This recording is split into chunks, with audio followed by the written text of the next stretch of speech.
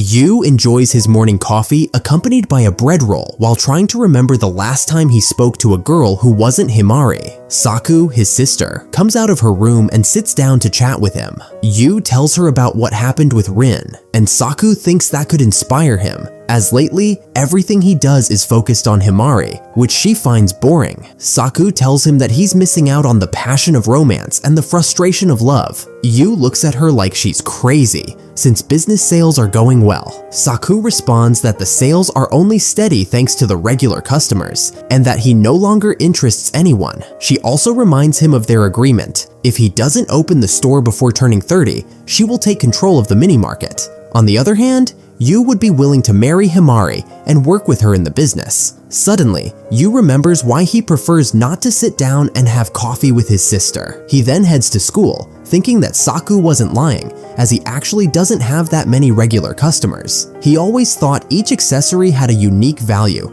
but now he realizes he's been deceiving himself. Makishima asks Rin how it went with Yu the day before, and asks her to share the gossip, but she replies that nothing relevant happened. Makishima insists, saying that if she tells him, he can help her with her next move. Just then, Hibari interrupts the conversation. Makishima tells her that she can't just walk in and join the conversation, but Hibari responds that she doesn't care what he does. Some girls approach Makishima asking for his help with something, so he attends to them and leaves them alone. Hibari takes the opportunity to share her idea with Rin. Yu goes out to the garden to water his flowers, a moment he enjoys because he can finally relax, until Hibari shows up, quickly approaching him and asking if he's working that day. Yu replies that after finishing with the flowers, he'll head home. Hibari helps him and mentions that she noticed he seemed distracted. Yu explains that he's thinking of shifting the focus of his accessories toward romantic passion and heartbreak. Hibari laughs at him, saying that now he's very interested in love. Yu tells her what his sister said, and Hibari agrees with her, saying that girls love the topic of love. Yu reminds her that she always says she doesn't understand those things, but Hibari replies that, even so, many boys are in love with her, confess their feelings, go out with her, and then get dumped, so she totally understands that dynamic. Yu asks her what love is, to which Hibari responds that it's wanting to give someone a big hit, a crude phrase for intimacy. Yu says that's lust, but she replies that it's not much different because you wouldn't want to be with someone you don't love. In a surprising twist, Hibari asks what excites him and how he would feel if he kissed Rin. Yu realizes she's just messing with him and replies that he's never wanted to kiss a girl. Who knows? Maybe he likes guys. Hibari offers him a trial and tells him he can kiss her. Yu replies that they can't do that because they don't feel any romantic attraction. Or maybe they do. Hibari says no, that they're just friends, but since neither of them understands love, maybe it could help. At least it would strengthen their friendship. Yu doesn't want to try,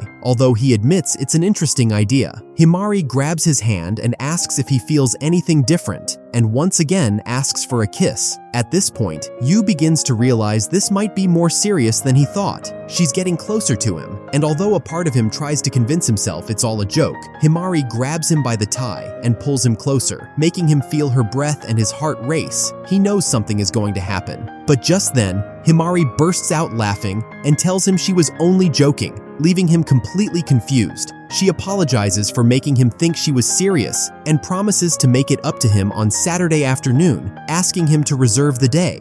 That day, for some reason, Hibari's older brother, Hibari, yes, they just changed one letter in his name. Their parents don't care much about those details. Hibari mentions that it's been a while since they last saw each other and asks when he will come to his house. Yu thanks him for coming to look for him and for inviting him to eat sushi the other day. Hibari replies that it's no problem, that he needs to take care of his brother-in-law. Yu mentions that he would like to organize it with Saku and split things in half. Hibari comments that Saku has no problem talking to anyone, but that's exactly her charm. They were both classmates in high school, and everyone paid a lot of attention to Saku. Yu wonders why they are so different despite being siblings. Hibari tells him that he also has talent, but for making his damn memories, and that whenever Yu wants, he can work in his business. He drops him off at a plaza and mentions that, although he'd like to hang out with them, he has to go to work now because that's the life of a working adult, and quickly leaves. Then, he runs into Hibari, who tells him he should fix himself up better before going out. Yu replies that he would have changed if his brother hadn't rushed him. Besides, after being picked up, he gets in a bad mood,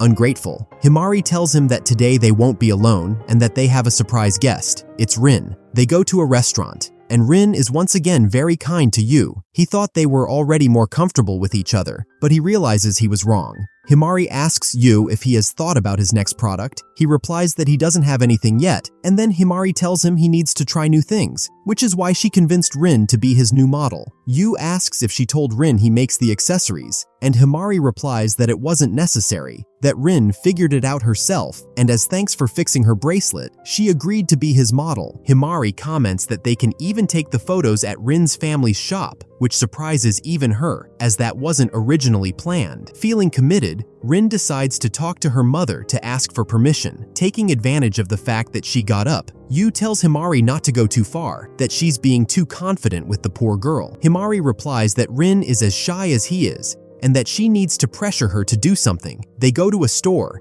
and Yuujou gets excited like a child in a toy store, picking up things for his accessories. Hibari reminds him not to neglect Rin, so they start trying on necklaces to see which one looks best on her. Rin, confused, asks what they're doing. Yuujou explains that they're choosing a color palette and apologizes if he was too direct. Rin replies that it's okay, she was just surprised. But Hibari tells her that actually, it was a bit rude. Yuujou tells her that a friend shouldn't say those things, and Hibari replies that she's not friends with rude people, leaving him alone. Rin laughs at how those two interact. Hibari suggests taking some photos of Rin wearing the necklaces, and while fixing her hair, she tells Yuujou to put one on her. He hesitates, wondering if that might make her feel uncomfortable, but Rin, somewhat uneasy, responds that it's fine. Yuujou thinks that means she doesn't see him the same way, and he accepts it. As he approaches to put the necklace on her, Rin turns red as a tomato, but only Hibari notices. To make the situation even more awkward, she says that Rin looks very sexy. Rin,